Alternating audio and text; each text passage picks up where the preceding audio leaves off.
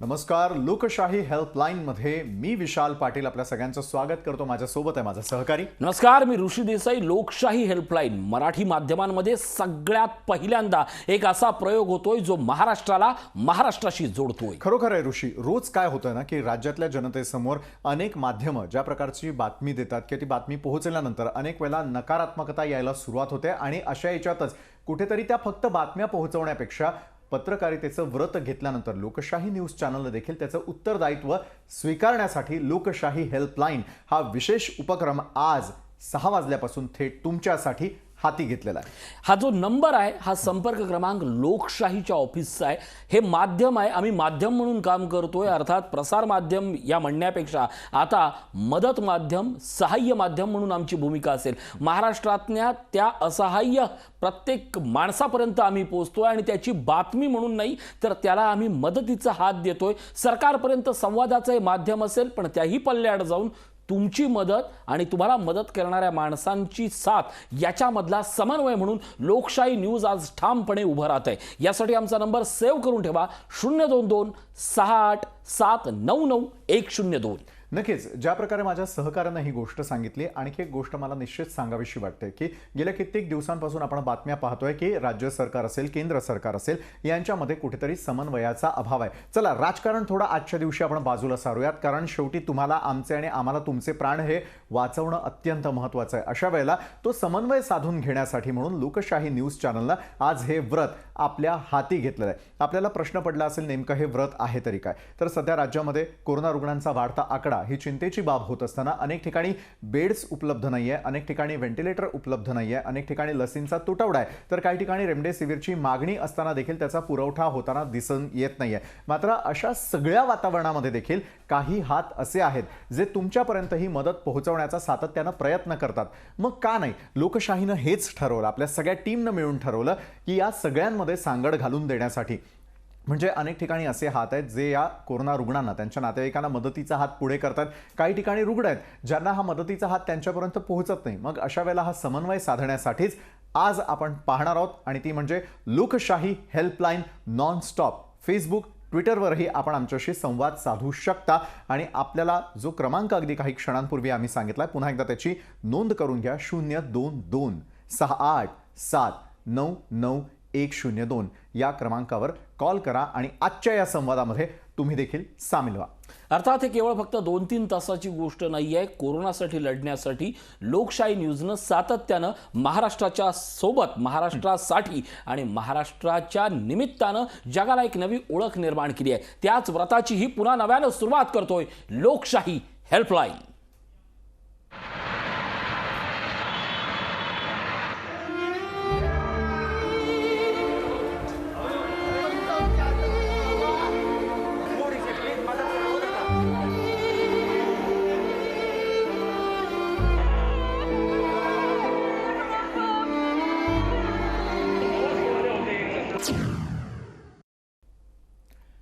संपूर्ण राज्यभरामध्ये सध्या कोरोनानं अक्षरशः थैमान घातलेलं आणि दिवसेंदिवस कोरोना बाधितांचे आकडे हे वाढताना दिसत आहेत. राज्यातली आरोग्य यंत्रणा अपुरी पडते अगदी प्रत्येकाच्या नजरेनं. अनेक शहरांमध्ये रुग्णांना बेडसाठी, ऑक्सिजनसाठी वणवण फिरावं लागतंय. खरंय, काही ठिकाणी तर औषध मिळत नाही. मात्र अशा वेळेला आता या कठीण परिस्थितीमध्ये घाबरून जाऊ नका, कारण लोकशाही न्यूज तुमच्या सोबत आहे. लोकशाही न्यूज तुमच्यासाठी खास आरोग्य हेल्पलाईन घेऊन आली आहे. काय आहे ही संकल्पना, पाहूयात या स्पेशल रिपोर्टमधून.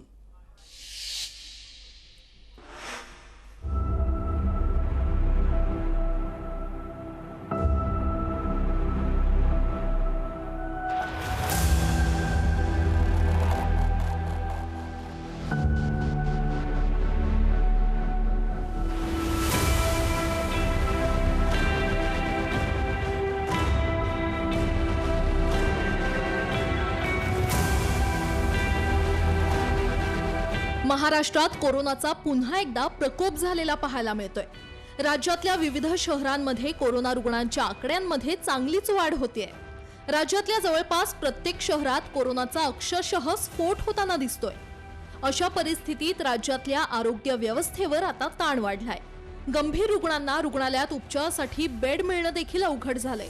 तर ऑक्सिजन बेडची तर विचारता सोय नाही. एकीकडे रुग्णांची बेडसाठी वणवण सुरू असताना दुसरीकडे रुग्णांच्या नातेवाईकांची रेमडेसिवीरसाठी धावाधाव सुरू आहे. अनेक शहरांमध्ये काळाबाजार झाल्याच्याही घटना झाल्यात. रुग्णाचा जीव वाचवण्यासाठी जास्तीचे पैसे देऊन देखील अनेकांनी रेमडेसिवीर विकत घेतलंय. हे सगळं जुळवून आणताना सर्वसामान्यांना मोठी कसरत करावी लागते. रुग्ण बरा होईपर्यंत नातेवाईकांची मोठी दमछाक होते.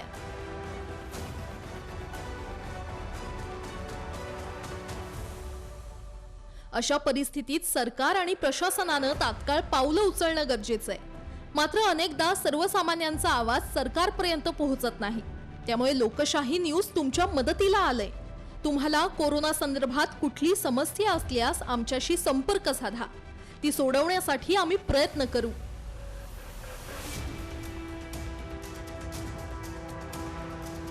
रुग्णाला बेड मिळत नाहीये, ऑक्सिजनचा तुटवडा आहे किंवा रेमडेसिवीरची गरज आहे.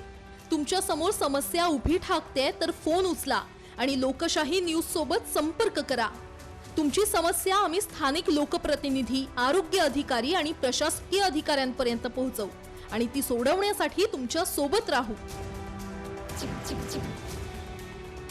यासाठी तुम्ही लोकशाही न्यूजला 022 68 799 102 या क्रमांकावर संपर्क करू शकता किंवा आमच्या फेसबुक आणि ट्विटर हँडलवर देखील तुम्ही आमच्यापर्यंत समस्या मांडू शकता. तुमची समस्या आम्ही सरकार दरबारी पोहोचवण्यासाठी नक्कीच प्रयत्न करू.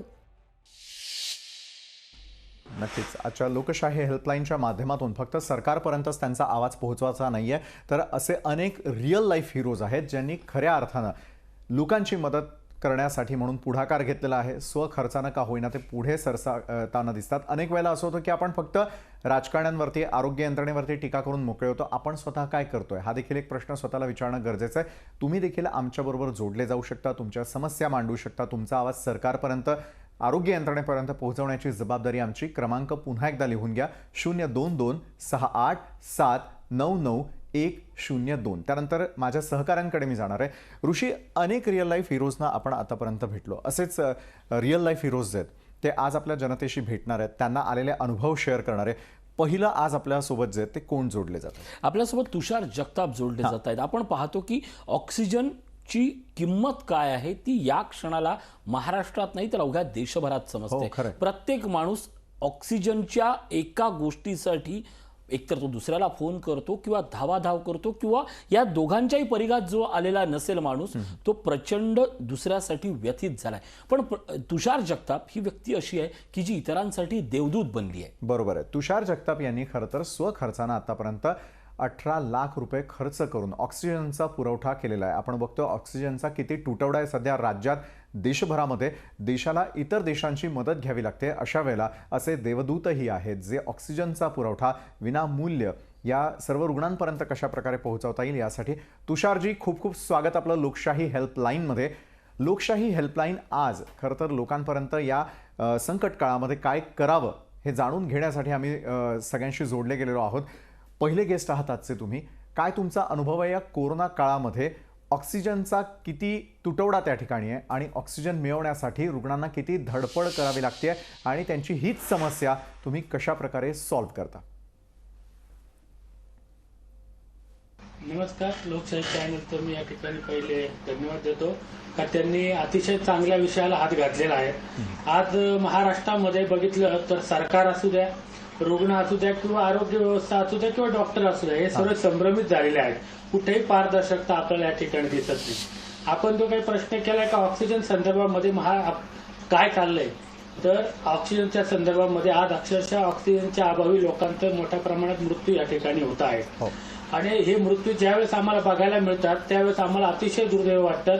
मग आम्ही ठरवलं का छत्रपती संभाजी महाराजांच्या नावाने वैद्यकीय मदत कक्ष आम्ही या ठिकाणी चालू केला.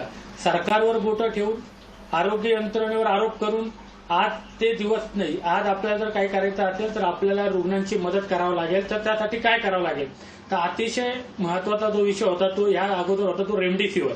पण रेमडेसिवीर कालांतराने बाजूला गेला. आज ऑक्सिजन हा एकदम महत्वाचा विषय येऊन गेला आहे. आज नाशिक शहरामध्ये तुमच्याकडे ऑक्सिजन सिलेंडर असेल तरच तुम्हाला आम्ही ऍडमिट करू, अशी डॉक्टरांची भूमिका आहे. आणि त्या भूमिकेमुळे अनेक लोक हतबल झालेले आहेत. प्रशासनही त्याकडे पूर्णपणे दुर्लक्ष करतात. मग जर लोकांना हॉस्पिटलला ऍडमिट व्हायचं आहे, बरोबर. त्यांना माहितीच नाही का गॅस सिलेंडर जो गॅस असतो, ऑक्सिजन गॅस तो केवढा असतो, किती लिटरचा असतो, किती क्युबिक मध्ये असतो, किती टनामध्ये असतो, तो भरून नक्कीच, कुठून या मिळतो, तांत्रिक त्याच्या बाजू याच्यात तुषार काहीच जी, लोकांना या म्हणजे ठिकाणी माहिती आपल्याकडे नाही. निश्चित परंतु समजून घेईल मी पुन्हा एकदा आपल्याकडे येतो. तत्पूर्वी एक कॉलर आपल्यासोबत जोडले. नक्कीच आपल्यासोबत प्रशांत जाधव आहेत. प्रशांत कुर्ल्याहून जाधव आपल्यासोबत. कुर्ल्याहून जोडले जात आहेत. प्रशांत जाधव सहित या क्षणाला अगोदर मी एक सूचना देतोय अवघ्या महाराष्ट्राला, जे प्रेक्षक बघतायत त्यांना, तुम्ही संपर्क साधा. संपर्क जर नाही साधता आला तर आमचे जे फेसबुकचे जो सोशल मीडियावर तुम्ही तुमचा नंबर मेसेज करा, आम्ही तुम्हाला कॉल बॅक करतोय. प्रशांत जाधव, काय आहे तुमची समस्या? आमची समस्या अशी आहे की आमचे एक पेशंट 2 दिवसा अगोदर कोरोना पॉझिटिव्ह आलाय. बरं. तर ते आता ऍडमिट आहेत. तर आम्हाला डॉक्टरनी सांगितलं की रेमडेसिवीर आम्ही अरेंज करा. हा. तर आम्ही जवळजवळ आमचे जेवढे सोर्स, जेवढे मित्र वगैरे जेवढे असतील त्यांच्या सगळ्यांना फिरून पूर्ण ब्लॅक मार्केटमध्ये आम्हाला फक्त एक रेमडेसिवीर भेटली आहे. हा. त्याची पण MRP 7,000वरती आम्हाला भेटली आहे. बापरे. तर आता आणि कुठे सोर्सच नाहीये. आम्ही बँड्राला कलेक्टर ऑफिसमध्ये पण गेलेलो, तिथे पण काही नाहीये. आणि म्हणजे काय करावं ते समजत नाही आणि कुठून अवेलेबल होईल ते पण कळत नाहीये. नक्कीच बरोबर. म्हणजे प्रशांतजी, ऍक्च्युअली म्हणजे सांगायचं काय, डॉक्टरांना काय सांगायचं की रेमडेसिवीर भेटली नाही. आणि डॉक्टर आम्ही प्रायव्हेट डॉक्टरमध्ये आहे, सिटी हॉस्पिटल कुर्ला येते. तर त्यांना आम्ही बोललो की आमच्याकडून तर आम्ही अरेंज होत नाही, तुम्ही अरेंज करा. तर डॉक्टर बोलतात आम्ही पण अरेंज करू शकत नाहीये. नक्कीच. प्रशांतजी, तुम्ही फोन लाईनवरती अशाच प्रकारे राहा, तुमचा फोन कट करू नका. कुर्ल्यातून आपल्याला तुमच्या नातेवाईकांना काही मदत पोहोचवता येते का, त्यासाठी तुम्ही कॉलवरती अशाच प्रकारे राहा, आपला फोन कट करू नका. तुमची समस्या सोडवण्याचा प्रयत्न आमची संपूर्ण टीम या क्षणाला करते. आपण आमच्या गेस्टकडे पुन्हा एकदा जाऊया. प्रशांतजी, मात्र तुम्ही आमच्याबरोबर असेच राहा. तुषारजींकडे जाऊया. नक्कीच तुषारजी, आपण बघतोय की एकीकडे रेमडेसिवीरचा तुटवडा आहे आणि आपण या निमित्तानं प्रेक्षकांना पुन्हा एकदा सांगतोय, लोकशाही हेल्पलाईनच्या माध्यमातून आपण महाराष्ट्राला या प्रश्नांची उत्तरं ज्यांच्याकडे आहेत त्यांच्याकडे आपण ती उत्तर शोधण्याचा प्रयत्न करतोय. विशाल, नक्कीच. एका बाजूला जे आपण लवकरात लवकर प्रशांतजी जे आहे, तुमचा नंबर आमच्यापर्यंत पोहोचलेला आहे. ही हेल्प कशी आपल्यापर्यंत करता येईल हे आम्ही जे ते पोहोचवणार आहोतच आपल्यापर्यंत. नक्कीच प्रशांतजी, आपण केलेल्या आपल्यासोबत प्रिया देखील आहेत. प्रिया जाधव आहेत देवामृत संस्थेच्या. विशाल, नक्कीच. प्रियाजी, जी समस्या आपण ऐकली असेल प्रशांत जाधव यांची देखील, की रेमडेसिवीरचा आपल्याला तुटवडा सध्या जाणवताना दिसतोय. देवामृत संस्था ही कशासाठी या क्षणाला काम करते आणि कशा प्रकारे आपण मदत पोहोचवू शकतोय रुग्ण आणि त्यांच्या नातेवाईकांपर्यंत? प्रियाजी, नमस्कार. स्थानिक लेवलला अशी इतके प्रचंड प्रॉब्लेम रुग्णांचे होत आहेत की रेमडेसिवीर इंजेक्शन उपलब्ध नाहीये, बेड उपलब्ध नाहीये, ऑक्सिजनसाठी रुग्णांना वणवण करावी लागते. तर स्थानिक लोकप्रतिनिधी आपल्याला मदत करतायत का? कुठे आहेत ते? निदान स्थानिक लोकप्रतिनिधींनी आपल्या वॉर्डात जरी लक्ष दिलं तर प्रचंड रुग्णांचे हे हाल होण्यापासून वाचणार आहे, त्यांचे जीव वाचणार आहेत. सामाजिक संस्था, संघटना कुठपर्यंत मदत करणार आहेत ह्या रुग्णांना? सरकारचं काहीच भूमिका याच्यावर नाहीये का? हाच प्रश्न आहे की रुग्णांना आम्ही दिवस रात्र अनेक फोन येत आहेत. या फोन मधनं किती जणांपर्यंत आम्ही पोहोचायचं, किती जणांना सहकार्य करायचं? रेमडेसिवीर इंजेक्शनचे ऍक्च्युअल भाव किती आहेत आणि ते कितीतरी हजारो रुपयांना विकले जात हो. आहेत. कितीतरी पेशंट आम्ही दगावलेले समोरून बघतोय. याच्यावरती काहीच पर्याय नाही का? बरोबर आजच्या आहे. घडची सगळ्यात महत्वाची समस्या म्हणजे सर्वसामान्य माणसाचं आयुष्य हेच पणाला लागलेलं आहे. बरोबर आहे, सर्वसामान्यांचं आयुष्य पणाला लागलेलं आहे. प्रियाजी, आपल्यासोबत असलेले प्रशांत जाधव आहेत कुर्ला या ठिकाणाहून. रेमडेसिवीरचा तुटवडा त्यांना देखील जाणवतोय. अशा वेळेला आपण कशा प्रकारे त्यांच्यापर्यंत ही मदत पोहोचवू शकतो? अनेक वेळेला गांगरतात रुग्ण किंवा त्यांचे नातेवाईक देखील. अशा वेळेला आपण देवामृत संस्था त्यांना काही गाईड करू शकते का? आणि प्रशांतजी, आपल्या टेलिव्हिजन स्क्रीनवरती आपण देवामृत संस्था याचा जो कॉन्टॅक्ट नंबर आहे प्रियाजी जाधव यांचा, तो देखील आपण त्या ठिकाणी दिलेला आहे. त्या माध्यमातून आपणही त्यांच्याकडे मदत मागू शकता. आत्ता काही प्रश्न आपल्याला सांगावासा वाटतो का? प्रियाजी, आपण काय मार्गदर्शन करताय प्रशांत यांना?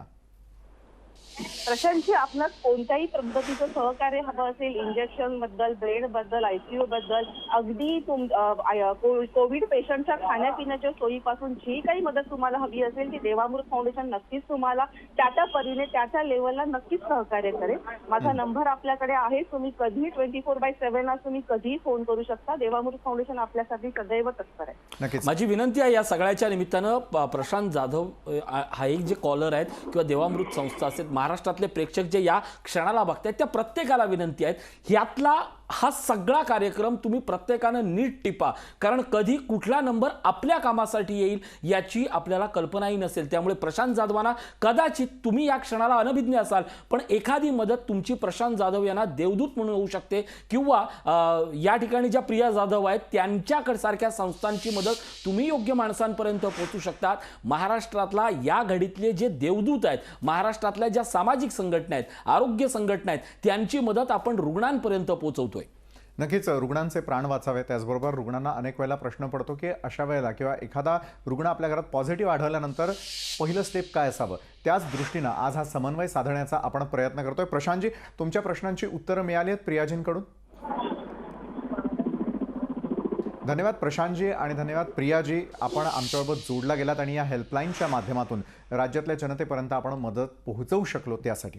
नक्कीच विशाल, एक गोष्ट आपण सातत्यानं सांगतोय, लोकशाही न्यूज माध्यम बनतंय. आम्ही माध्यम आहोत बातमी दाखवण्याचं, आम्ही माध्यम आहोत तुमच्या प्रश्नांना न्याय देण्याचं, पण आज आम्ही माध्यम बनतोय अशा एका प्रश्नाचं की ज्याचं उत्तर या क्षणाला जगाकडे नाहीये, आणि जे उत्तर आहे ते तोकडं आहे. पण महाराष्ट्रात अशा संस्था काम करतायत की त्यांचं काम तोकडं नाहीये, त्यांचं काम मोठं आहे. फक्त तुम्ही आणि ते असतील किंवा आपण आणि सरकार असू यांच्यातल्या योग्य समन्वयासाठी लोकशाही न्यूज पहिल्यांदाच हे पाऊल उचलते. आमचा हा प्रयत्न आहे, हा प्रयत्न तोकडा नक्की नाहीये, कारण आम्ही या निमित्तानं प्रत्येक रुग्णापर्यंत पोहोचलो, प्रत्येक त्या देवदूतापर्यंत जरी पोहोचलो आणि ते श्वास पुन्हा तशाच पद्धतीनं सुरू राहिली तर महाराष्ट्राच्या या लढाईत आपण पुन्हा ठामपणे उभं राहू. खरं, ज्या पत्रकारितेला महाराष्ट्रातून सुरुवात झाली त्या पत्रकारितेचाच वसा लोकशाहीनं घेतलेला आहे आणि त्याच माध्यमातून प्रसार माध्यम हे कशाप्रकारे योग्य माध्यम होऊ शकतं याचंच आज आपण सगळेजण उदाहरण पाहणार आहोत. आज टेलिव्हिजन समोर बसलेले असताना आपला वही, पेन किंवा मोबाईल हातात ठेवा,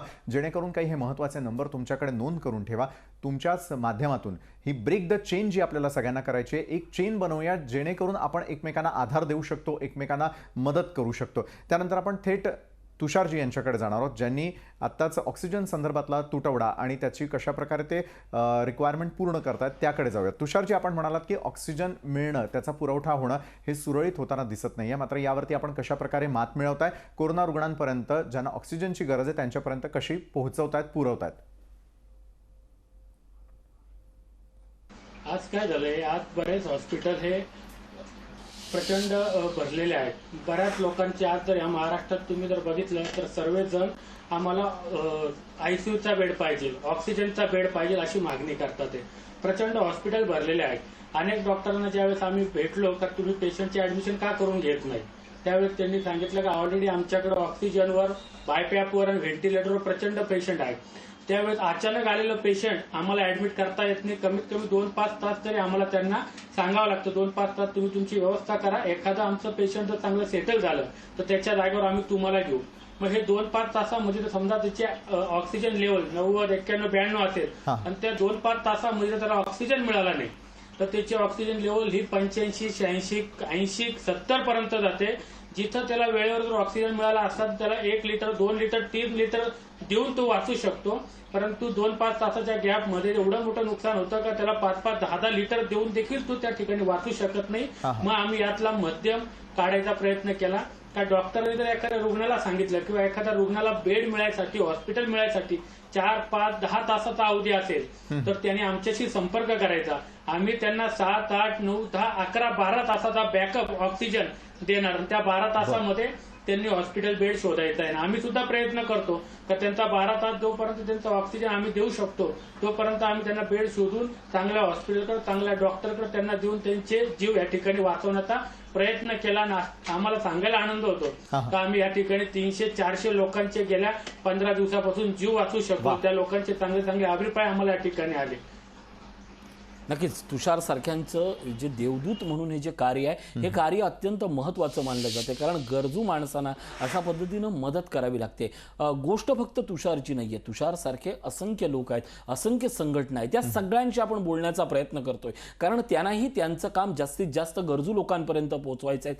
प्रत्येकजण ऑक्सिजन देतोय अशातला भाग नाही. कुणी ऑक्सिजन देत आहे, कुणी इंजेक्शनचा पुरवठा करत आहे. सगळ्यात महत्त्वाचं म्हणजे अगदी कोविड आणि आफ्टर कोविड, पोस्ट कोविड ज्या पद्धतीने आपण म्हणतो त्यांच्यासाठी जेवणाची व्यवस्था करणारे देखील अनेक स्वयंसेवी संघटना पुढे येत आहेत. या प्रत्येकाची मदत सक्षम महाराष्ट्र करण्यासाठी फार मोठी आहे. विचार खरोखर आहे, आपण या सगळ्यांना, आरोग्य दूतांना जे ते सलाम करणं आज अत्यंत आवश्यक आहे, कारण हेच आरोग्य दूत जे आहेत कुठेतरी आशेचा किरण बनून आपल्या राज्यातून देशातून कोरोना कसा हद्दपार केला जाऊ शकतो हे आशेचे किरण बनून ज्यावेळेला ते आपल्या आयुष्यात येतात त्यावेळेला अनेकांचं आयुष्य घडवत आहे. जसं तुषारजींनी मगाशी सांगितलं की अनेकांचे प्राण त्यांनी वाचवलेले आहेत, येत्या काळातही ते अनेकांचे प्राण वाचवतील. अशा वेळेला आमचं देखील कुठलंही सहाय्य जर आपल्याला लागणार असेल तुषारजीचं निश्चितच आमची संपूर्ण टीम देखील आपल्यासोबत या क्षणाला आहे. तुषारजी, मला पुढचा प्रश्न आपल्याला आवर्जून विचारावा असं वाटतो की ऑक्सिजनचा तुटवडा नेमका जाणवायला कधी सुरुवात होते? जसं आपण अनेक ठिकाणी बघतोय की ऑक्सिजनचा पुरवठा त्या ठिकाणी होताना दिसून येत नाही आणि या ऑक्सिजनची गरज पूर्ण करत असताना मला वाटतं विशाल, किती गोष्टींना सामोरं जावं लागतं. या प्रश्नाचं उत्तर आपण नंतर घेऊयात. तुषारजी, मी आपल्याकडे येणारच आहे. या क्षणाला एक गरजू आहे, नामदेव गायकवाड आहेत अहमदनगरहून. पाहूया त्यांची काय समस्या आहे. नामदेवजी. हा, नमस्कार, बोला नामदेवजी. नमस्कार, तुमची समस्या सांगा. सर, आमचा पेशंट आहे ना, परवा सिव्हिल हॉस्पिटलला ऍडमिट केले जिल्हा रुग्णालय अहमदनगर. हा, तर त्यावेळेस ते म्हटले का आम्ही व्हेंटिलेटर बेड तुम्हाला देऊ म्हणे, कारण त्यावेळेस ती ऑक्सिजनची लेवल जी आहे ना ती 60% होती आणि कोरोनाचा जो स्कोर होता ना तो 13% होता. नामदेवजी, 3 दिवस झाले वाट बघू राहिले, ते व्हेंटिलेटर बेडच शिल्लक भेटूच नाही राहिलं. बरं नामदेवजी, कुठे कुठे प्रयत्न केलेत आपण? 20 पर्यंत गेला होते. माझा आवाज येतोय आपल्यापर्यंत नामदेवजी? माझा आवाज आपल्यापर्यंत येतोय? आवाज कमी होऊ राहिला सर. बरं, आपण कुठे कुठे प्रयत्न केलेले आहेत हे बेड मिळवण्यासाठी आणि कुठे नेमक्या अडचणी येताना दिसतात, म्हणजे ही अडचण सोडवण्यासाठी आपल्याला कुणीतरी मदतगार नक्कीच अगदी काही क्षणात जोडले जाण्याची शक्यता आहे. नामदेवजी, बोला. तर मी सर्व खासगी दवाखान्यात नगरमधले सर्वांना विचारलं, सर्व ठिकाणी गेलो मी, कुठे शिल्लक नाही ते. बरं, 3 दिवसापासून मी फिरू राहिले पण कुठे शिल्लक नाही. बरं, पेशंट कोविड पॉझिटिव्ह झाल्यानंतर किती दिवसांचा कालावधी लोटलेला आहे? कुठलं ट्रीटमेंट त्यांचं या क्षणाला सुरू आहे? आणि व्हेंटिलेटर ही आपली अत्यावश्यक गरज आहे या क्षणाची नामदेवजी? हो, व्हेंटिलेटर एकदम अत्यावश्यक गरज आहे, कारण पेशंट एकदम सिरियस आहे, कारण त्यांचा जो ऑक्सिजन लेवल आहे तो 60 झालेला आहे आणि स्कोर पण सुद्धा वाढलेला आहे, 20 स्कोर झालेला आहे. बरोबर आहे. नामदेवजी, तुम्ही आपल्यासोबत असेच राहा. तुषारजी जे ऑक्सिजन संदर्भात आपल्याला माहिती देत होते, आपण त्यांच्याकडे देखील जाऊयात. तुषारजी, खरं तर नाशिकमध्ये आपण हे कार्य करताय, आपल्याही कॉन्टॅक्टच्या माध्यमातून किंवा सोशल मीडियाच्या माध्यमातून जे आपल्यासोबत नामदेव गायकवाड अहमदनगर या ठिकाणाहून जोडले गेलेले आहेत. ऑक्सिजनचा पुरवठा होत नाहीये, व्हेंटिलेटरची त्यांना आवश्यकता आहे. आपण काही मदत करू शकता का? काही त्यांना गाईडलाईन देऊ शकता का? तुषारजी. त्यांना मी नक्कीच सांगेल का त्यांनी पहिले त्यांना व्हेंटिलेटर हे कोणी सजेस्ट केले, कारण काय होतं आताचे रुग्ण एक पेशंट घरी असेल किंवा त्याची ऑक्सिजन लेवल कमी झाली एवढं जरी त्यांना कळालं तर त्यांना कळत नाही का आपल्याला O2 पाहिजे, बायपॅप पाहिजे, ते डायरेक्ट व्हेंटिलेटरवर जातात. आणि ज्यावेळेस ते व्हेंटिलेटर हा शब्द काढतात त्याच वेळेस डॉक्टर आज चिंतेत येतो, कारण कसं असतं O2 वर जर तो पेशंट असेल तर त्याला एका तासाला 2-2.5 लिटर देण्याची आवश्यकता असते. 5 लिटर आणि तो व्हेंटिवर त्याच्यापेक्षा अधिक प्रमाणात सोडावं लागतं. आज नगर असेल, नाशिक असेल, जळगाव असेल, प्रचंड मोठ्या प्रमाणात ऑक्सिजनचा तुटवडा आहे. हॉस्पिटलचे डॉक्टरांनी रुग्णांकडे लक्ष न देता आज ते सर्व लोक जिथे जिथे त्यांना ऑक्सिजन भरून मिळेल त्या त्या ठिकाणी त्यांचं आज लक्ष गेलेलं आहे. नाशिक जिल्ह्यात पण तीच परिस्थिती आहे. नाशिक जिल्ह्यामध्ये प्रचंड फिरत असताना आमच्या लक्षात आलंय का डॉक्टर लोकांची बेड आता रिकामे आहेत, त्यांना पेशंट घ्यायचे आहेत, परंतु त्यांच्याकडे ऑक्सिजन नसल्यामुळे ते ऑक्सिजन नावाचं पेशंट एखाद्याने त्यांनी रिक्वायरमेंट केली की आम्हाला ऑक्सिजन पाहिजे तर ते डायरेक्ट सांगतात तू तुझा सिलेंडर घेऊन ये, तू तुझा बाटला घेऊन ये, आम्ही तुला ऍडमिट करतो, ट्रीटमेंट देतो. तर जे मी नगरचे जे काही रुग्ण आहेत त्यांना मी विनंती करेन का त्यांनी नगरला त्यांना SMBT कॉलेज जे आहे ते त्यांच्या जवळ आहे. SMBT कॉलेजला भरपूर मोठ्या प्रमाणात ऑक्सिजनचा पुरवठा आहे, भरपूर मोठ्या प्रमाणात डॉक्टर आहेत. जर फक्त त्यांना व्हेंटिलेटर बेड त्या ठिकाणी जर मिळाला ते मिळू शकतो, कारण ते कोविड सेंटर चांगलं मोठ्या प्रमाणात त्यांच्या जवळ आहे. परंतु नाशिक सारख्या ठिकाणी मला जरी फोन आला उत्तर महाराष्ट्रातून व्हेंटिलेटर पाहिजे तर मी स्पष्ट नाही सांगतो, कारण व्हेंटिलेटरचे पेशंट आज ऑक्सिजन अभावी डॉक्टर लोक घेत नाही, म्हणून त्या लोकांचा मृत्यू या ठिकाणी मोठ्या प्रमाणात होताना आपल्याला दिसतोय. बरोबर आहे. नामदेवजी, अहमदनगर या ठिकाणचा जो आताच तुम्हाला सूचना करण्यात आल्याप्रमाणे हा पत्ता आपल्याला माहिती आहे का? नामदेवजी, तुषारजी यांना तुम्हाला काही प्रश्न विचारावेसे वाटतायत का? नामदेवजी. हा, तुषारजींनी मगाशी आपल्याला सांगितलं की त्या ठिकाणी असलेलं SMBT कॉलेज जे आहे त्या ठिकाणी मोठ्या प्रमाणामध्ये ऑक्सिजनचा साठा आपल्याला उपलब्ध होऊ शकतो. तिथला पत्ता किंवा आणखी काही तुम्हाला प्रश्न जे आहेत ते विचारावेसे वाटतात का? तुषारजी आहेत आपल्यासोबत, ज्यांनी अनेकांना आतापर्यंत ऑक्सिजनचा सध्या ना पुरवठा उतवर केला. आहे. हा बोला. हा बोलत चला सलग बोला, मोठ्याने बोला. पेशंट जे आहे ना क्रिस्टल मध्ये ना त्यांना उतवर ऍडमिट होतं. त्यांना तर ते काय म्हणलं की तुम्ही व्हेंटिलेटर सोय करा आणि पेशंट इथून हलवा. 24 घंटे पेशंट ठेवल्यानंतर आम्ही सरकारी जिल्हा रुग्णालयामध्ये ना विचारलं तर ते म्हणले व्हेंटिलेटर तुम्हाला भेटू शकतो म्हणे, तुम्ही घेऊन जा पेशंट इथं. एकच मिनिट नामदेवजी, तुषारजी काहीतरी बोलतायत. नामदेवजी थोडा आवाज कमी करा. तुषारजी बोला. आपण नामदेवजी ऐकतात तुम्हाला. ते नामदेवजी, आपलं पेशंट आता रुग्णालयात आहेत का उपचारासाठी? हो, रुग्णालयामध्ये. बरं, त्याचं मग आता ते डॉक्टरांचं असं म्हणणं असेल का आमच्याकडे व्हेंटिलेटर नाहीये, त्यामुळे तुम्ही दुसरीकडे जा, का ऑक्सिजन नाहीये म्हणून तुम्ही इथून डिस्चार्ज घ्या?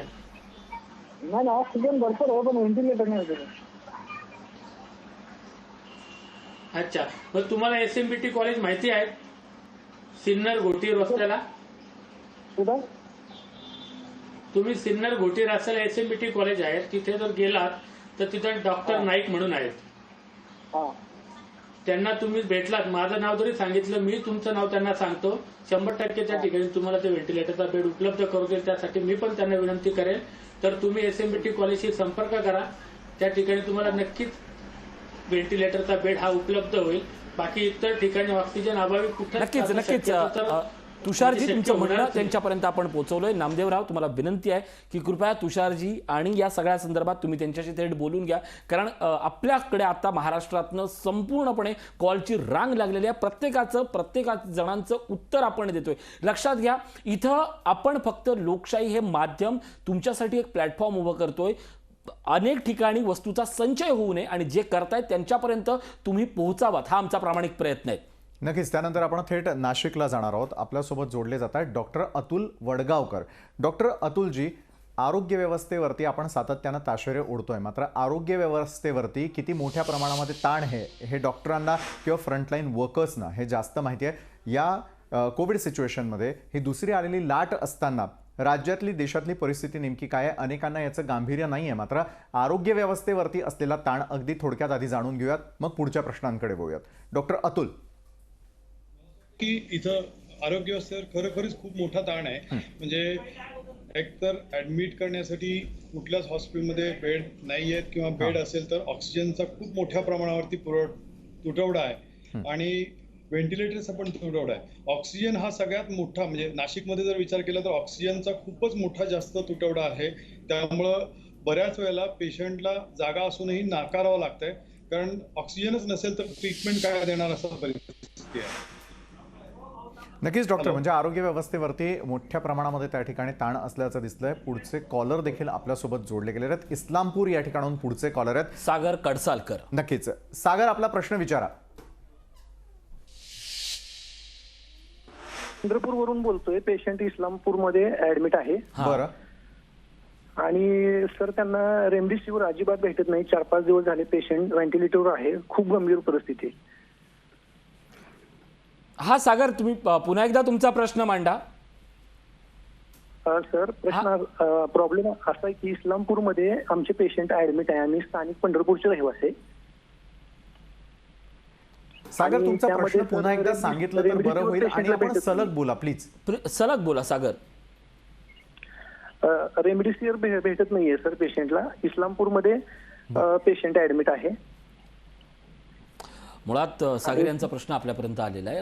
म्हणजे आतापर्यंत आलेले 2 प्रश्नांचा जर विचार केला विशाल, तर जास्तीत जास्त लोकांची समस्या ही रेमडेसिवीरची आहे. त्या संदर्भातही आपण उत्तर शोधणार आहोत. विशाल. नक्कीच सागर, ऑनलाईनवरती आपण अशाच प्रकारे राहा. इस्लामपूर या ठिकाणी आपल्याला रेमडेसिवीरची आवश्यकता आहे.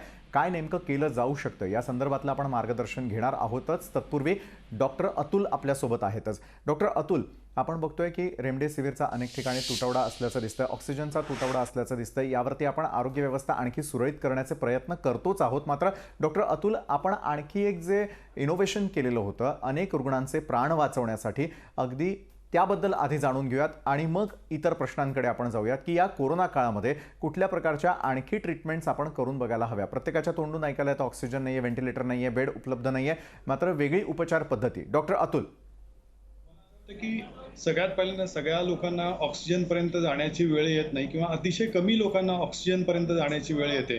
तर आपण जी काही ओरल मेडिसिन्स अवेलेबल आहेत, म्हणजे फ्लॅव्हिपिराविर असेल किंवा बाकीची सगळी ओरल मेडिसिन्स आहेत, ही मेडिसिन आम्ही रेग्युलरली वापरतोय आणि जास्तीत जास्त या लोकांना फायदा होतोय. याच्यातला अगदी कमी पर्सेंटेज लोकांना ऑक्सिजनची पर्यंत गरज लागते आणि त्यांच्यासाठी आम्ही असं केलंय की इथं जे विक्रांत मते आहेत त्यांच्या टीमनी मला जवळजवळ 100 पल्स हे ऑक्सिजन कॉन्सन्ट्रेटर्स देण्याचं कबूल केलंय. त्यापैकी 10 कॉन्सन्ट्रेटर्स आम्ही ऑलरेडी रिसीव्ह केलेत आणि लोकांमध्ये वाटले. डॉक्टर माफ करा, मला तुम्हाला थोडंसं थांबावं थांबवतोय. लागतंय. आपल्यासोबत जे सागर कडसालकर होते, ज्यांचा इस्लामपूरच्या रुग्णासाठी रेमडेसिवीरची त्यांची जी मागणी होती त्याच्या संदर्भात आपण एक आरोग्यदूत जोडले जात आहेत आपल्यासोबत. नक्कीच आरोग्य दूत आपल्यासोबत जोडले गेले त्यावेळेला सतीशजी, सागर कडसालकर यांनी जो प्रश्न विचारलेला आहे, त्यांच्या रुग्णाला इस्लामपूर या ठिकाणी जे रेमडेसिवीरची आवश्यकता आहे, आपण काय मदत करू शकतो, काय मार्गदर्शन करू शकाल? ह्या संदर्भात मी एवढं सांगेन, सांगली जिल्ह्याचे food and drug officer Bhandarkar Saheb आणि विकास पाटील जे आहेत, हॅलो, हा बोला सतीशजी. त्यांच्याशी संपर्क करून आम्ही त्यांना रेमडेसिवीर इंजेक्शन उपलब्ध करून द्यायचा प्रयत्न करत आहे. त्याच पद्धतीनं सांगली जिल्हा केमिस्ट असोसिएशनची विनायक शेटेजी म्हणून आहेत. हॅलो, हा बोलत चला तुमचा आवाज ऐकतात. सतीशजी, ज्यांनी प्रश्न आपल्यासाठी विचारलेला आहे, सतीशजी ऐका, सागर कडलासकर देखील आपल्या सोबत आहेत, ज्यांना ही गरज आहे. थेटपणे आपण त्यांच्याशी बोलू शकता. बोला सतीशजी आणि सलग बोला. कडलासकर साहेब, तुम्हाला इस्लामपूरमध्ये रेमडेसिवीर इंजेक्शन उपलब्ध करून देण्यासाठी जिल्हा ड्रग ऑफिसर भांडारकर साहेब आहेत, विकास पाटील जे आहेत, त्याच पद्धतीनं सांगली जिल्हा केमिस्ट असोसिएशनचे विनायक शेटे म्हणून आहेत. ते सातत्यानं आम्हाला गेल्या 15-20 दिवसापासून जिथं रेमडेसिवीर मिळत नाही त्यांना उपलब्ध करून देण्यासाठी मी प्रयत्न करतोय आणि कृपया आपण मला संपर्क करावा. मी तात्काळ तुम्हाला आजच्या आज रेमडेसिवीर उपलब्ध करून घेण्यासाठी प्रयत्न करतो. नक्कीच आपण बघितलं सतीशजी यांचं म्हणणं आपण ऐकलं. सागर, आपल्याला हे म्हणणं पोहोचलंय का आपल्यापर्यंत? हो सर, पोहोचले. लक्षात घ्या, सतीश असतील, सागर असतील, आपण प्रत्येक जण जीव वाचवण्यासाठी आणि दुसऱ्याचा जीव वाचवावा म्हणून लोकशाही हे पाऊल उचलतंय. या क्षणाला रेमडेसिवीरचा तुटवडा आहे मान्य, पण एक यंत्रणा काम करते. त्या यंत्रणेमार्फत जास्तीत जास्त जणांना जास्तीत जास्त आधार मिळावा ही आमची यातली प्रामाणिक भावना आहे. मान्य आहे, व्हेंटिलेटरचा तुटवडा आहे, रेमडेसिवीरचा तुटवडा आहे, बेडचा तुटवडा आहे, पण जगण्याची लढाई प्रत्येकाची आहे. या प्रत्येकाच्या जगण्याच्या लढाईला नैतिक अधिष्ठान लोकशाही न्यूज माध्यम म्हणून उभं करते. माझी आपल्याला विनंती असेल की असे जर कोणी रुग्ण असतील आणि असे जर कोणी देवदूत असेल तर कृपया हे दोन्ही नंबर आपण टिपून घ्या. तुमच्या पद्धतीनं तुमची एक मदत, तुमच्या कडून गेलेला एक त्यांना आधाराचा फोन हा त्यांना जगण्याची आणि लढण्याची लढाई पुढे नेण्यास सहकार्य करेल. नक्कीच सागरजी, मी आपल्याला विचारतो यावेळेला, सतीश साखळकर यांनी कोरोना योद्धा म्हणून तर यापूर्वी काम केलेलंच आहे, आपल्या समस्येचं समाधान करण्याचाही प्रयत्न केलेला आहे. आणखी काही प्रश्न सागर आपल्याला सतीशजींना विचारायचे आहेत का? ते ऐकतायत आपल्याला यावेळेला? हो सर, विचारायचंय. हो, विचारा. सर, प्रॉब्लेम असा आहे की रेमडेसिवीर म्हणजे उपलब्ध होत नाहीये आणि त्यातल्या त्यात कोरोना जे आता नवीन कोरोना पेशंट वाढलेत, ते वाढणाऱ्या पेशंटला सहजासहजी बेड उपलब्ध होत नाहीत. तर काही पेशंट एवढे सिरियस आहेत की त्यांना बेड उपलब्ध होत नाहीत, त्यामुळे त्यांचे जीव जातात. आणि दुसरा मुद्दा, जे पेशंट ज्यांना बेड अवेलेबल झालेत त्यांना रेमडेसिवीर न उपलब्ध झाल्यामुळे त्यांचे जीव जातात. दोन्हीकडून पण पेशंटचा जीव जातो. यावर काहीतरी मार्ग काढला पाहिजे. सतीशजी. कडलासकरजी, परिस्थिती गंभीर आहे, मात्र आपण प्रत्येक गोष्टीला इश्यू करण्यापेक्षा आपण त्यासाठी तुमची अडचण आहे, प्रत्येकाचा आपण प्रसंग समजू शकतोय. आपण सगळ्यांनी मिळून पॉझिटिव्हिटीने प्रयत्न करायचा आहे आणि ह्याच्यातनं मोकळं झालेलं आपण लगेच माझा नंबर तुम्हाला तिथनं मिळेल किंवा मी नंबर देतो, मला संपर्क करा. आपण आजच्या आज तुम्हाला रेमडेसिवीर उपलब्ध करण्यासाठी प्रयत्न करूया. साखळकरजी, एक माझा प्रश्न तुमच्यासाठी आहे. खरं तर तुमच्यासारखी माणसं या क्षणाला खरंच देवाचं रूप घेऊन आहेत. सध्या तुम्ही लोकांची मदत करतायत, अनेक लोकांची भावना तुमच्यापर्यंत येत आहेत, पण प्रत्येकाच्या समस्या वेगवेगळ्या जरी असल्या तरी त्यांचं म्हणणं एकच असतं. कशा पद्धतीनं सध्या तुमचा दिवस आहे आणि कशा पद्धतीनं तुम्ही आणि तुमचे सहकारी लोकांपर्यंत पोहोचताय? सर, आम्ही मागच्या पहिल्या लाटेपासून 30 ऑक्सिजन कॉन्सन्ट्रेटर मशीन आणलेले आहेत, 15 बेबी सिलेंडर आहेत. ज्या लोकांना होम आयसोलेशन आहे किंवा ज्यांना बेड मिळत नाही तोपर्यंत वेटिंगचा काळ असतो, त्या मधल्या वेटिंगच्या काळासाठी आम्ही ऑक्सिजन कॉन्सन्ट्रेटर मशीन वेळ पडल्यास आपण ऑक्सिजन सिलेंडर लावून त्यांना बेड मिळवण्यापर्यंत वेटिंगचा पिरियड आम्ही काढतो. त्याच पद्धतीनं जे पोस्ट कोविड किंवा होम आयसोलेट झाले त्यांना हे सगळ्या मदत प्रोव्हाइड करतो. त्याच पद्धतीनं रेमडेसिवीरचे इंजेक्शन मिळत नाही, बेड मिळत नाहीत, व्हेंटिलेटरचा बेड मिळत नाही, त्याला काय डॉक्टरांशी कोविड सेंटरच्या डॉक्टरांशी आम्ही संलग्न आहोत. काय तर करून मार्ग काढून आपल्याला तो माणूस जगला पाहिजे आणि यातनं मार्ग काढला पाहिजे, अशा पद्धतीनं आमचं काम चालू आहे. साखळकर साहेब, एक आणखीन महत्त्वाचा प्रश्न, कारण तुमची लढाई ज्या उद्देशानं सुरू आहे, तुम्ही लोकांसाठी जे झटताय म्हणून, की या क्षणाला ज्यावेळी आपला पेशंट किंवा आपला रुग्ण ॲडमिट होतो त्यावेळी नातेवाईकांच्या मनात एक फार मोठी भीती निर्माण होते आणि त्याच भीतीचं पर्यावसन काही अंशी रुग्णापर्यंतही होते. भीती घालवण्यासाठी काय केलं पाहिजे, तुम्ही कशा पद्धतीनं काम करता? भीती घालण्यासाठी आम्ही ज्या वेळेला आम्हाला फोन येतो ना, त्या रुग्णांना किंवा रुग्णांच्या नातेवाईकांना माहित नसते पॉझिटिव्ह झालाय म्हणजे त्याला रेमडेसिवीर पाहिजे आणि त्याला व्हेंटिलेटर बेड पाहिजे. आम्ही आधी सुरुवातीला विचारतो, बाबा ठीक आहे, तू पॉझिटिव्ह रिपोर्ट आलाय, तुमचा HRCTचा स्कोअर किती आहे? बाबा स्कोअर जर 10च्या आत असेल तर घाबरायचं कारण नाही. होम आयसोलेट राहून आपण डॉक्टरांची सल्लत करून तुम्ही घरी उपचार घेऊ शकता. स्कोअर जास्त असेल तर लोकांच्या ते गैरसमज असतो की मला व्हेंटिलेटर बेड पाहिजे, तर त्याची आवश्यकता नसते. काय नेमकं कारण आहे ते बघून आपण त्यांना बाबा ह्या स्टेपला ही ट्रीटमेंट तुम्हाला घेणं आवश्यक आहे. तुम्ही होम आयसोलेट होऊ शकता, क्वारंटाईन होऊ शकता, किंवा तुम्हाला कोविड सेंटरला जायला लागत असेल तर जाऊया आपण. अशा पद्धतीने वेगवेगळ्या फेजमध्ये काम करायला लागतं. बरोबर आहे सतीशजी, अनेक जण असतील यावेळेला जे आपल्याला टेलिव्हिजनवरती पाहताय, मात्र आपल्याशी ते जोडले जाऊ शकत नसतील.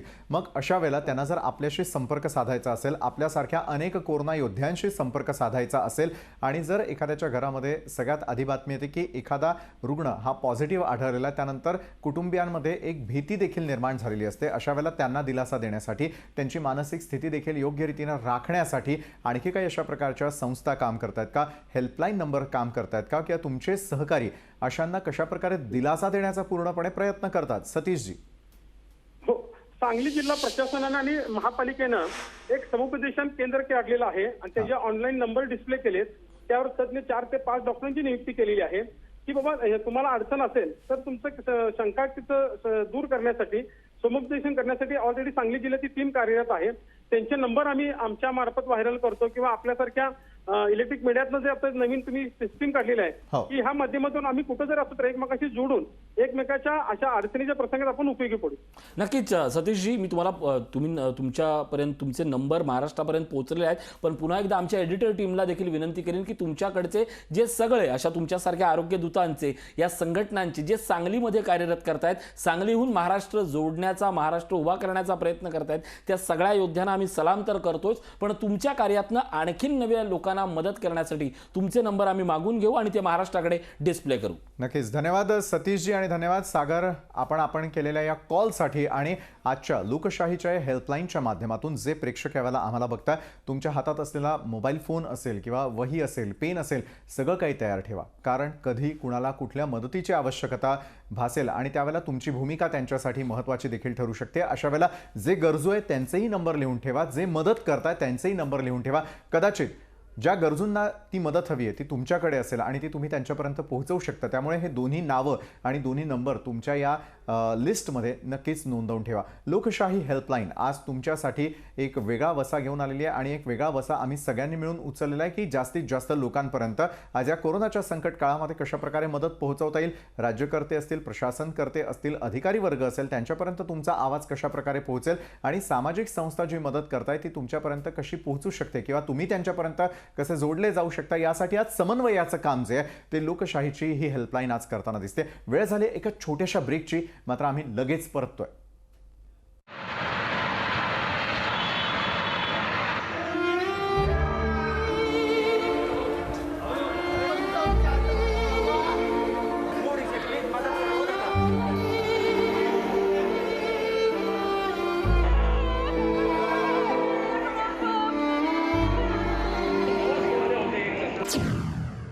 लोकशाही हेल्पलाईन मराठी माध्यमांमध्ये हा पहिला प्रयत्न आहे रुग्णाला आरोग्य सेवेपर्यंत पोहोचवण्याचा. कोणालाही प्रश्नचिन्ह म्हणून न उपस्थित करता त्या प्रश्नाचं उत्तर शोधण्याला कुणाला जबाबदार ठरवण्यापेक्षा आपण काहीतरी जबाबदारी स्वीकारण्याचा हा मराठी चॅनलमधला पहिला प्रयत्न आहे. खरोखर आहे. आणि हा प्रयत्न जो आहे तो सक्सेसफुल फक्त आपण करून होणार नाहीये, तर जे आपले व्ह्युअर्स यावेळेला आपल्याला बघतात तुमचा देखील सहभाग तितकाच महत्त्वाचा आहे. कारण कधीतरी कुणाला तरी तुम्ही मदत केलेली असणार आहे किंवा कधीतरी तुम्हाला मदतीची आवश्यकता भासणार आहे. अशा वेळेला आपण एकमेकांची साथ देऊयात ना, आणि त्यासाठीच ही साखळी तयार करूयात. त्यासाठी आजचा आमचा लोकशाही हेल्पलाईन हा कार्यक्रम पाहायला विसरू नका. आणि तुमच्या हातामध्ये पेन, वही, तुमचा मोबाईल निश्चित वापरा. काही महत्त्वाचे क्रमांक डिस्प्ले होतील ते लिहून घ्या, मदत पोहोचवा. यावेळेला कल्याण या ठिकाणाहून शरद पंजे आपल्यासोबत जोडले गेलेले आहेत. शरदजी, काय समस्या आहे आपली आणि हेल्पलाईनच्या माध्यमातून तुम्हाला काय अपेक्षा आहे? शरदजी. माझे मामा स्पर्श हॉस्पिटल नाशिक येथे ऍडमिट आहेत. अच्छा, टीव्हीचा आवाज कमी करा शरदजी. आपण थेट फोनवरनं आपण संवाद साधला तर बरं होईल. आवाज कमी केला तर आपल्याला बोलता येईल. त्यांना डॉक्टरांनी रेमडेसिवीरचे इंजेक्शन आणायला सांगितले, हा हा. पण डॉक्टर रेमडेसिवीर इंजेक्शन बाहेर मिळत नाहीयेत.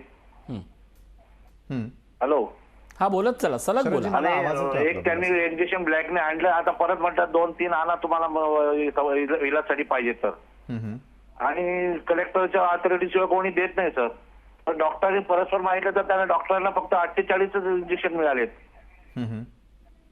आणि बाकीचे अजून मागे लागलं तर 2 इंजेक्शन द्या म्हणून तुम्ही. आता आपल्या पेशंटच्या नातेवाईकांनी काय करायला पाहिजे साहेब? अगदी बरोबर, तुमचा प्रश्न पोहोचलेला आहे शरदजी. शरदजी, एक मग डॉक्टरांनी परस्पर त्यांच्याकडून घेतलं तर चालेल ना सर?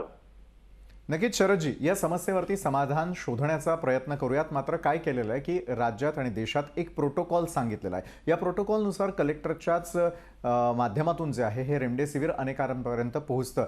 माहिती आपल्याला की अनेक जण ब्लॅकनं ते मिळवण्याचा देखील प्रयत्न करताना दिसतात. मात्र ही समस्या सोडवण्यासाठी आपल्याला काय करता येईल, निश्चित याचं आपण समाधान काढूयात आपल्या पेशंटपर्यंत. आपण कल्याणहून बोलताय, मात्र आपले पेशंट हे नाशिकमध्ये. नाशिकहून एखादी संस्था किंवा कोणी आपल्याला मदत करू शकतं का हे देखील आपण शोधूया. तुम्ही आमच्यासोबत यावेळेला असेच राहा. मात्र यावेळेला डॉक्टर आहेत आपल्यासोबत जोडले गेलेले, डॉक्टर अतुल. डॉक्टर अतुलजी, रेमडेसिवीरचा तुटवडा प्रत्येकाला भासताना दिसतोय. ज्या प्रकारचा प्रश्न आता शरद पंजे यांनी देखील उपस्थित केला की नाशिकमध्ये त्यांना रेमडेसिवीरची कमतरता भासताना दिसतेय. अशा वेळेला प्रथमोपचार काय करायला हवे? डॉक्टरांना जरी किंवा प्रत्येक पेशंटला लागणारी रेमडेसिवीरचा पुरवठा कमी आहे आणि तुटवडा त्याचा सातत्यानं होताना दिसतोय. अशा वेळेला काय करायला हवं? डॉक्टर अतुल, खचून न जाता काय करायला हवं पेशंटने? ऍडमिट करून ट्रीटमेंट तर चालू असेल त्याची, पण रेमडेसिवीरला हे नाही. जर रेमडेसिवीर पाहिजे असेल तर त्याला रेमडेसिवीर मिळालंच पाहिजे. त्याला दुसरा काही पर्याय हे करू शकत नाही आपण. म्हणजे पण आता म्हणजे ते सोडून जे काही दुसरी ट्रीटमेंट असते, जी आमची अँटीव्हायरल्स असेल किंवा अँटीबायोटिक्स किंवा मेडिसिन असेल, ऑक्सिजन असेल, तर ती ट्रीटमेंट चालू असतानाही जर त्याला हे लागत असेल, शिवाय आम्ही प्लाझ्मा थेरपी म्हणून देऊ शकतो त्या लोकांना. तर जर प्लाझ्मा थेरपी दिली तर त्यांना काही प्रमाणात त्यांच्या अँटीबॉडीज मिळतात आणि त्याच्यामध्ये पण त्याचा फायदा होऊ शकतो. अँटीबॉडीजचा फायदा जो आहे तो त्यांना होऊ शकतो. बरं शरदजी, नाशिकमध्ये असलेल्या रुग्णांसाठी आपण कुठे कुठे प्रयत्न केलेले आहेत आणि कुठल्या हॉस्पिटलमधले कुठल्या रुग्णाला, त्यांचं वय नेमकं किती आहे, त्यांना रेमडेसिवीरची आवश्यकता डॉक्टरांनी कशा प्रकारे सांगितलेली, हे थोडं जर आपण सविस्तर सांगू शकलात तर एखादी हेल्पलाईन आपल्याला निश्चित मदत करू शकते. शरदजी, आपल्या रुग्णासंदर्भातले थोडे डिटेल, नाव नाही सांगितलं तरी चालेल, वय आणि इतर गोष्टी. कदाचित आपला संपर्क जो आहे शरद यांच्याशी शरद ड्रॉप द्या. पण या निमित्तानं मला डॉक्टर वडगावकर यांना एक महत्त्वाचा प्रश्न विचारायचा आहे. आणि वडगावकर डॉक्टर, हा तुम्हाला प्रातिनिधिक मी प्रश्न विचारतोय. प्रश्न असा आहे की रेमडेसिवीर मागतायत, डॉक्टर आमच्याकडनं मागून घेत आहेत, आम्हाला ते बाहेर मिळत नाही आहेत. जे रुग्णांचा प्रश्न आहे तशाच काही मोठ्या समस्या या डॉक्टरांनाही फेस कराव्या लागत आहेत. रेमडेसिवीर मिळत नाही म्हटल्यावर डॉक्टरांना प्रश्न विचारतानाच डॉक्टरांच्याही काय समस्या आहेत त्याबद्दल थोडंसं सांगा. मला असं वाटतं की डॉक्टरांना खरोखरीच म्हणजे रेमडेसिवीर हे मिळत नाहीये, हे सरकारी कोट्यातूनच मिळत आहे. तर त्यामुळं यासाठी डॉक्टरी काही करू शकत नाही ना, की काय करणार डॉक्टर तरी, की जर रेमडेसिवीर मिळत नाहीये आणि सरकारी कोट्यातनच मिळणार आहे मला, तर मला ज्या वेळेला सरकारी कोट्यातनं मिळेल त्याच वेळेला मी वापरू शकतो. म्हणजे थोडी डिपेंडन्सी जी ती ठेवावी लागते. डॉक्टर, मी आपल्याकडे पुन्हा एकदा येईल. पोलीस आयुक्त नाशिकहून दीपक पांडे आपल्यासोबत जोडले गेले आहेत. दीपकजी, शरद पंजे होते कल्याण या ठिकाणाहून, त्यांचे एक नातेवाईक आहेत ज्यांना नाशिकमध्ये रेमडेसिवीरची आवश्यकता आहे, मात्र हवं तितकं रेमडेसिवीर त्यांना मिळत नाहीये. असे अनेक प्रश्न तुमच्यापर्यंतही पोहोचत असतील. दीपकजी, काय आपण त्या ठिकाणी सोय केलेली आहे आपल्या सगळ्या रुग्णांसाठी आणि नाशिककरांसाठी? दीपकजी. शासनाने जे आहेत या संदर्भात रेमडेसिवीर बद्दल ते धोरण जारी केलेलं आहे आणि त्याच्यामध्ये असं आहे की जे काय आहेत रेमडेसिवीरचे जे वाटप ते जिल्हाधिकारी मार्फत ते कंट्रोल रूमची स्थापना केलेली आहे आणि त्याच्यामध्ये एक उपजिल्हाधिकारी रँकचे अधिकारी यांना त्यांना तो जबाबदारी सोपवलेली आहे आणि त्यांच्या मार्फतीने थेट हॉस्पिटलला तो पुरवठा होते आणि इंडिव्हिज्युअल व्यक्तींना तो दिला जात नाही आहे. अगदी. आणि याच्यामध्ये जे आहेत ते FDA म्हणजे फूड अँड ड्रग ऍडमिनिस्ट्रेशनने जे फ्रंटलाईन वर्कर्स आहेत त्यांच्यासाठी 10% रेमडेसिवीर राखीव ठेवण्याबाबत सुद्धा जिल्हाधिकारी यांना आदेशित केलेला आहे. ते हे सर्वची पार्श्वभूमी बघता ते रेमडेसिवीरचे तुटवडा आहेत हे मान्य करायला काही हरकत नाही, पण याच्यामध्ये सुद्धा जे माननीय मुख्यमंत्री साहेबांबरोबर जे आमचे व्हिडिओ कॉन्फरन्सिंगच्या माध्यमातून जे आमचे प्रबोधन झाला होता आणि त्याच्यामध्ये जे टास्क फोर्सने म्हटलं होतं की रेमडेसिवीर हा काय रामबाण औषध नाही आहे आणि याच्यामध्ये लोकांमध्ये अशी भावना पसरलेली आहे की रेमडेसिवीर घेतलं तर त्याच्यामुळे आम्ही रोगमुक्त होणार, हे म्हणजे चुकीचे धोरण आहेत. आणि रेमडेसिवीर जे आहे ते दुसऱ्या दिवशीपासून ते 9व्या दिवशीपर्यंत त्याचे 5 डोसेसची आवश्यकता असते आणि तो पण केस टू केस बेसिस आणि त्याच्यामध्ये सुद्धा जे रँडमाइज कंट्रोल ट्रायल मध्ये जे आपण बघितलेलं आहे त्याचे फायदे जे आहेत ते थोडाफारच आहेत आणि जास्त काही त्याच्यामध्ये फायदा होत नाही असा टास्क फोर्स दीपकजी साहेबांनी नेमलेला आहे. समज गैरसमज रेमडेसिवीर बाबतचे खूप सारे आहेत, मात्र एक आपण पोलीस आयुक्त आहात म्हणून प्रश्न निश्चित विचारावा असं वाटतो.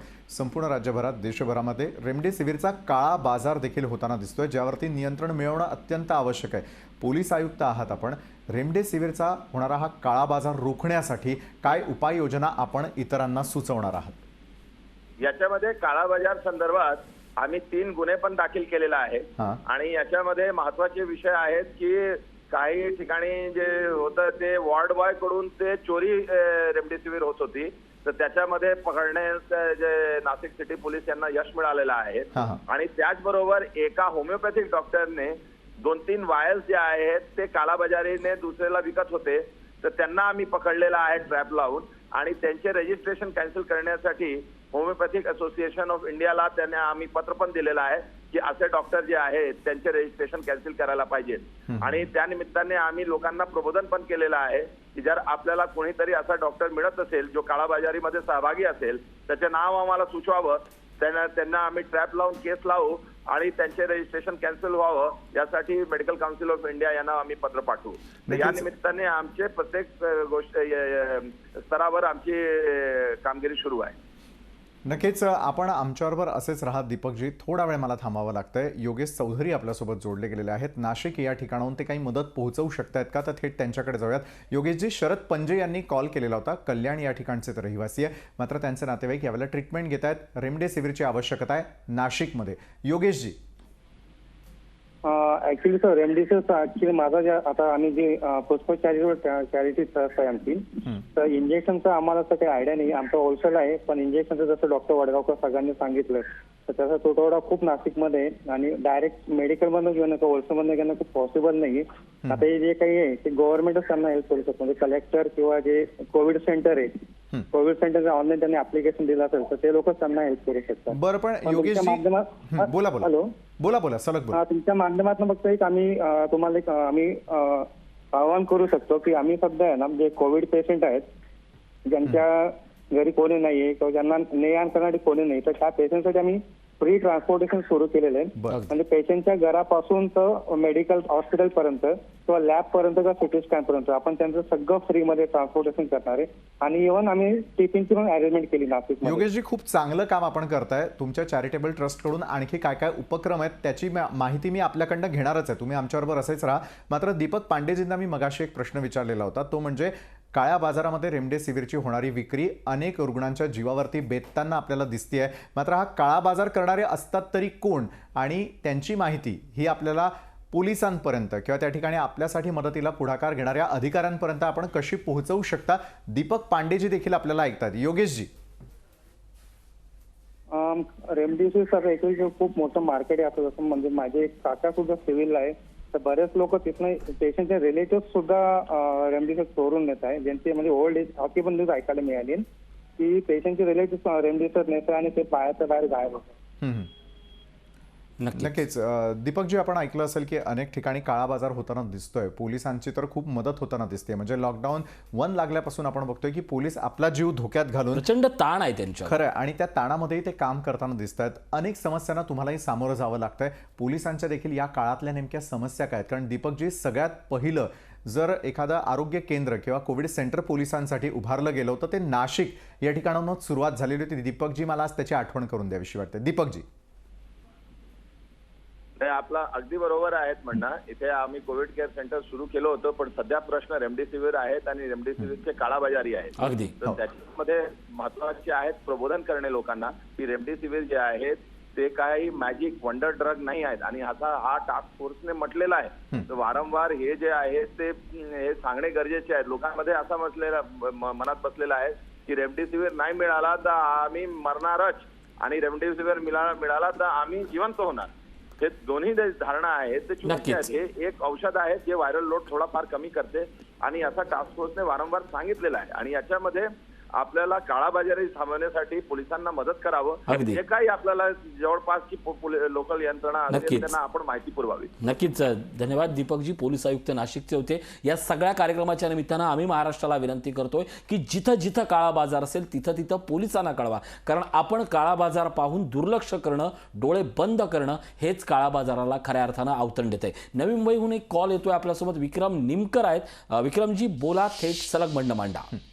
हो, माझा मित्र आहे सचिन टेकाळे म्हणून, निर्मया हॉस्पिटल खारघरला. बरं. त्याला ओल्युमियंट म्हणजे बॅरिसिटिनिब 4 mg टॅबलेटची आवश्यकता आहे व ती आम्ही शोधत आहे पण कुठेच मिळत नाहीये. त्याच प्रकारे डॉक्टरांनी आम्हाला रेमडेसिवीर इंजेक्शनसाठी पण अरेंजमेंट करून ठेवा असं म्हटलेलं आहे. तर या संदर्भात मी तुम्हाला विनंती करतो की काही होत असेल तर मला कृपया करून. विक्रमजी, आपली समस्या निश्चित सोडवण्याचा प्रयत्न करूया. तर आपल्याला ज्या ठिकाणी ही आवश्यकता आहे ते पेशंट कुठे आणि कुठल्या वयाचे आहेत, त्यांना आणखी कुठल्या गोष्टींची आवश्यकता आहे हे पुन्हा एकदा सांगितलं तर मदत करते आपल्याला सविस्तरपणे या संदर्भातलं जे आहे ते मार्गदर्शन करू शकतील. विक्रमजी. जी, बेसिकली ते खारघर नवी मुंबई निर्मया हॉस्पिटल्स मध्ये ऍडमिट आहेत. त्यांना ऑक्सिजनवर ठेवण्यात आलेलं आहे आणि त्यांचं वय 38 वर्ष आहे. ठीक आहे. त्याच्यानंतर डॉक्टरांनी बॅरिसिटिनिब 4 mg म्हणून प्रिस्क्रिप्शन दिलेलं आहे आम्हाला. त्याचा ड्रग म्हणजे तो आहे आणि त्याचं नाव आहे ऑल्युमियंट म्हणून 4 mg टॅबलेट येते. व तसंच आम्हाला रेमडेसिवीर साठी सुद्धा सरांनी म्हटलेलं आहे की तुम्ही अरेंजमेंट करून ठेवावी. नक्कीच. विक्रमजी, याच्यासाठी आपल्याला काय मदत मिळू शकते? तुम्ही मला वाटतं आमच्यासोबत असेच राहा. या सगळ्यात महत्त्वाची गोष्ट आहे, आपण एवढ्या सगळ्या चर्चेनंतर पहिल्यांदाच एक औषधासाठी तुटवडा, कारण आजपर्यंत महाराष्ट्राचा जो समज आहे की रेमडेसिवीर लसीसाठी किंवा बेडसाठी तुटवडा करावा, वणवण करावी लागते. काही औषधं देखील अशी आहेत. या औषधाच्या निमित्तानं आपण डॉक्टरांचा सल्ला घेऊया. विशाल. निश्चितच डॉक्टरांकडे आपण जाणार आहोतच. मात्र तत्पूर्वी तमाम मेडिकल प्रोफेशनमध्ये काम करत असलेले लोक असतील किंवा तुमचं स्वतःचं मेडिकल दुकान त्या ठिकाणी असेल, आपण जर फार्मासिस्ट असतील त्यांना जर ही मदत पोहोचवता येणार असेल किंवा फार्मा कंपनी असतील ते जर विक्रम निमकर यांची गरज पूर्ण करू शकत असतील तर निश्चित मला आज त्यांनाही विनंती करावीशी वाटते की विक्रम यांचा टेलिफोन नंबर आमच्या टेलिव्हिजन स्क्रीनवरती आहे, त्यांच्यापर्यंत ही मदत आपण पोहोचवू शकता का? डॉक्टर अतुल वडगावकर, आपण काय मार्गदर्शन कराल ज्या प्रकारची ही तांत्रिक गोष्ट म्हणजे त्यांनी ज्या औषधांची नावं सांगितलीत, कशी आपण ती गरज पूर्ण करू शकतो? मला वाटतं की इथं मेडिकलमध्ये जर हे केलं तर इथून ती हे मिळू शकेल म्हणजे आता मला एक्झॅक्टली नाही सांगता येणार की आता अवेलेबल आहे का नाही, पण इथं मिळू शकतं औषध. ते नवी मुंबईतून बोलतायत विक्रमजी जे आहेत, त्यांना आपण थेट सांगू शकता. डॉक्टर अतुल, तुम्हाला ऐकतायत विक्रम? जी जी, बेसिकली मी शोधत आहे सर प्रत्येक मेडिकल स्टोअर्स मध्ये जाऊन, तरी सुद्धा मला ती मिळाली नाहीये. बरं, मी असं करेल, माझा नंबर देतो आणि मी तुम्हाला इथं जर मला अवेलेबल होऊ शकलं तर मी तुम्हाला स्वतः फोन करून अवेलेबल करून देईल. चालेल चालेल. निश्चितच विक्रमजी, आणि तुमचा समन्वय घडून देऊया डॉक्टर हो अतुल. हो हो हा, नक्कीच आपण केलेल्या मार्गदर्शनासाठी. आपण आमच्यासोबत असेच आहात डॉक्टर अतुलजी. चंद्रपूर या ठिकाणून डॉक्टर अभिलाषा गावतुरे आपल्यासोबत आहे. डॉक्टर अभिलाषा यांचा अगदी थोडक्यात मला परिचय करून द्यावासा वाटतो. ज्यावेळेला विशाल, या सगळ्याच्या निमित्तानं आपण एक सांगतो, आपण डॉक्टर अभिलाषा यांच्यासोबत जोडले जाणारच आहोत. पण डॉक्टर वडगावकर असतील, गावतुरे मॅडम असतील, यांच्यासारखे डॉक्टर हे समाजासाठी किती तळमळीनं काम करतात. समाजातल्या आपल्याकडे कशी सवय झाली आणि धारणा समाज माध्यमांमुळे जास्त मोठी झाली की डॉक्टर पैसे घेतात आणि मग उत्तर देतात. माध्यमांसमोर येऊन त्यांनी धीर देण्याचं काम जे डॉक्टरांकडनं आपल्याला सगळ्यांना अपेक्षित आहेत, ते काम आज डॉक्टर वडगावकर गावतुरे, आणि या सगळ्याच्या निमित्तानं अशाच डॉक्टरांना आपण भेटणार आहोत. नक्कीच डॉक्टर अभिलाषा यांच्या संदर्भातली एक बातमी आपल्याच लोकशाही न्यूज चॅनलवरती प्रसारित झालेली होती. आणि आपलं आरोग्य शिक्षण पूर्ण केल्यानंतर आज चंद्रपूर सारख्या ठिकाणी जे लोक आहेत ज्यांना आज ट्रीटमेंटची आवश्यकता आहे, या उपचारांसाठी त्या विनामूल्य उपचार डॉक्टर अभिलाषा गावतुरे या सगळ्यांपर्यंत पोहोचवताना दिसतात. डॉक्टर अभिलाषाजी, खरोखर सलाम आहे तुमच्यासारख्या डॉक्टर्सना. डॉक्टर अतुलजी देखील मार्गदर्शन सातत्यानं करतात. डॉक्टर अभिलाषा, काय तुमचा या कोरोना काळातला सध्याचा अनुभव आहे लोकांपर्यंत पोहोचत असताना? म्हणजे एका बाजूला शारीरिक त्यांना गरज आहेच, उपचार त्यांना आवश्यकच आहेत, मात्र मानसिक बळ देण्याची किती आवश्यकता आहे डॉक्टर अभिलाषा? आपण आता बघतो की संपूर्ण जग, भारताची परिस्थिती अतिशय गंभीर आहे. आणि कोरोना आजाराचं जर आपण स्टॅटिस्टिक्स बघितलं तर 10% लोक यांना रुग्णालयाची गरज पडते, पण 90% लोक जे कोरोनाग्रस्त आहेत त्यांना एका संप्रेषणाची गरज पडते, एका मार्गदर्शनाची गरज पडते, त्यांना एक आधार देण्याची गरज पडते त्यावेळेस 10 ते 12 दिवस. आणि माइल्ड सिम्पटम्स असलेल्या लोकांना, माइल्ड टू मॉडरेट सिम्पटम्स असलेले लोक हे घरीच राहू शकतात गृहविलगीकरणामध्ये, आणि त्यांना त्यावेळेस औषध उपचाराची गरज पडते. आणि जास्त त्याने पाठपुरावा करावा लागतो. कधी कधी त्यांचे फोन येतात, कधी आपल्याला वाटलं की आपण विचारून घ्यावं त्यांना संध्याकाळ काय कसं चाललंय, तर त्या आणि सतत कोणीतरी आपल्या पाठीशी आहे, आपल्या आहे या कोरोनाच्या लढाईमध्ये हवेची गरज असते. आणि म्हणून मला असं वाटतं की ही 90% जे कोरोनाग्रस्त लोक आहेत त्यांना ते बळ देण्याची गरज आहे. घाबरून न जाता त्याच्याशी झुंज देण्याची हिंमत त्यांना देण्याची गरज आहे. आणि त्यामुळे हे खूप मोठं काम आहे आणि डॉक्टर गरज आहे, परिचारिका आणि हेल्थ सिस्टीमची गरज आहे. पण दुर्दैवाने चित्र दिसतं की नेमकं ह्याच 90% लोकांकडे दुर्लक्ष केलं जातं. 10% लोक त्याचे दुर्लक्षित होते, आपण बघतोच आहे, बेड मिळत नाही, ऑक्सिजन मिळत नाही, औषधं मिळत नाही. पण हे जे 90% लोक आहेत त्यांच्याकडे पण भरपूर दुर्लक्ष होत आहे. घाबरून सिटी स्कॅन करायला जातात आहे, ब्लड टेस्ट करायला जातात आहे, नको ते तपासण्या करत आहेत, इकडच्या बातम्या ऐकून हैराण होत आहेत. आणि अशा लोकांना मला वाटतं खूप जास्त अशा लोकांकडे लक्ष देण्याची पण तेवढीच गरज आहे.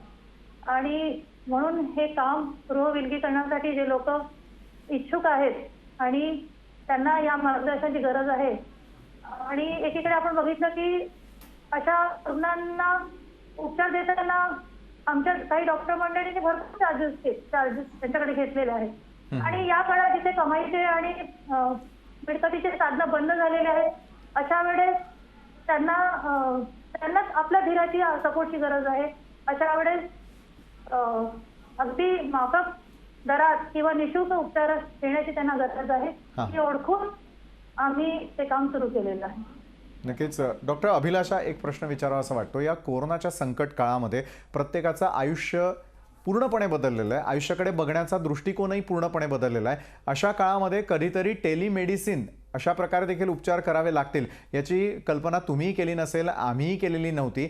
आणि त्यामुळे पुढच्या प्रश्नाकडे मी येतोच आहे, मात्र तत्पूर्वी आपल्यासोबत जोडले गेलेले जे आहे बाळासाहेब शिंदे पर्यावरण सेवाभावी संस्था, आपण काही वेळापूर्वी जो प्रश्न विचारला होता, विक्रम निमकर यांच्या गरजेला ते काही मदत करू शकतात का? बघूया. बाळासाहेब शिंदे, स्वागत आपलं लोकशाहीच्या या हेल्पलाईनच्या या मंचावर. विक्रम निमकर यांना काही औषधांची गरज आहे, आपण त्यांच्यापर्यंत ही औषधाची गरज कशी काय पोहोचवू शकतो? बाळासाहेब. हो दादा, नमस्कार. चांगला उपक्रम आपण हाती घेतलेला आहे.